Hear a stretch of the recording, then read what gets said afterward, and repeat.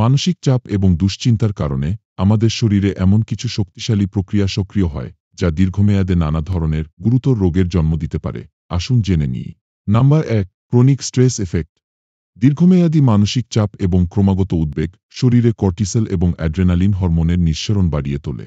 এই হরমোনগুলো রক্তনালীগুলোকে সংকুচিত করে, যা রক্তচাপ বৃদ্ধির পাশাপাশি হার্টে প্রদাহের সৃষ্টি করে। হার্টে প্রদাহ বা হার্ট ইনফ্ল্যামেশন মানে হল কোষ বা টিস্যুগুলিতে প্রদাহ হওয়া। এই প্রদাহ ধীরে ধীরে আর্টারিগুলোতে প্লাক জমাতে শুরু করে, যা ব্লকেজের কারণ হতে পারে।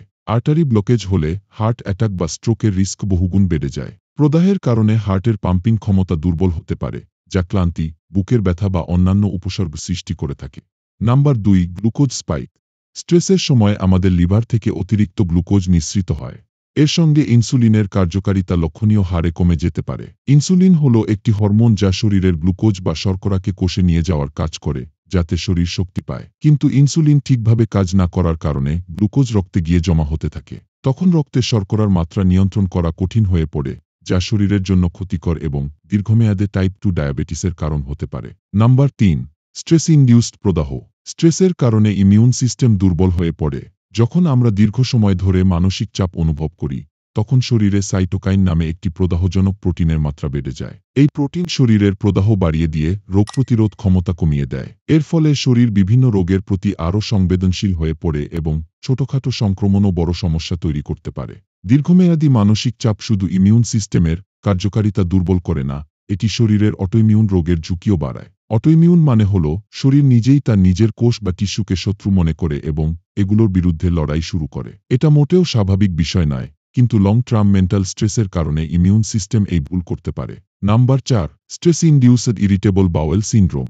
যখন আমরা উদ্বিগ্ন বা মানসিক চাপ অনুভব করি, তখন শরীরের হজম ব্যবস্থা সঠিকভাবে কাজ করতে পারে না, যা অন্ত্রের স্বাভাবিক ব্যাকটেরিয়া ভারসাম্য নষ্ট করে দেয়। এর মানে হলো আমাদের অন্ত্রে স্বাভাবিকভাবে কিছু ভালো ব্যাকটেরিয়া থাকে, যা হজম প্রক্রিয়াতে সহায়তা করে। কিন্তু প্রতিনিয়ত মানসিক চাপের কারণে এই ব্যাকটেরিয়াগুলোর ভারসাম্য নষ্ট হয়ে যায়। ফলে খারাপ ব্যাকটেরিয়া বৃদ্ধি পায়, যা অন্ত্রের কার্যকারিতা কমিয়ে দিয়ে হজমের সমস্যা সৃষ্টি করে। এমনকি গ্যাস্ট্রিক সমস্যা, বদহজম বা কখনো কখনো এটি আলসারেরও কারণ হয়ে উঠতে পারে। নাম্বার ৫, নিউরোপ্লাস্টিসিটি কমে যাওয়া। দীর্ঘস্থায়ী স্ট্রেস মস্তিষ্কের নিউরোপ্লাস্টিসিটির ক্ষমতা কমিয়ে দেয়, অর্থাৎ নতুন অভ্যাস বা ইতিবাচক চিন্তাভাবনা গড়ে তোলার ক্ষমতা হ্রাস পায়। এছাড়া স্ট্রেসের কারণে মস্তিষ্কের সেরোটোনিন এবং ডোপামিন নামক দুইটি গুরুত্বপূর্ণ রাসায়নিকের ভারসাম্য নষ্ট হয়ে যায়। এই দুইটি রাসায়নিক আমাদের মানসিক সুস্থতা বজায় রাখতে সহায়তা করে। সেরোটোনিন মুড নিয়ন্ত্রণ করে এবং ডোপামিন আনন্দ এবং সন্তুষ্টির অনুভূতি সৃষ্টি করতে সাহায্য করে। যখন এই রাসায়নিকগুলির ভারসাম্য নষ্ট হয়, তখন তা বিষণ্ণতা বা ডিপ্রেশন এবং উদ্বেগ বা অ্যাংজাইটির ঝুঁকি বাড়িয়ে দেয়। Number ৬, circadian rhythm disruption. Circadian rhythm হল শরীরের একটি প্রাকৃতিক অভ্যন্তরীণ ঘড়ি, যা আমরা কখন ঘুমাবো, কখন ঘুম থেকে জেগে উঠব, কখন খাবো ইত্যাদি কার্যক্রম নিয়ন্ত্রণ করে থাকে।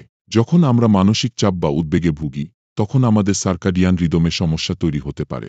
ফলে আমরা সঠিক সময়ে ঘুমাতে পারি না, এমনকি ঘুমের গুণগত মানটাও কমে যায়।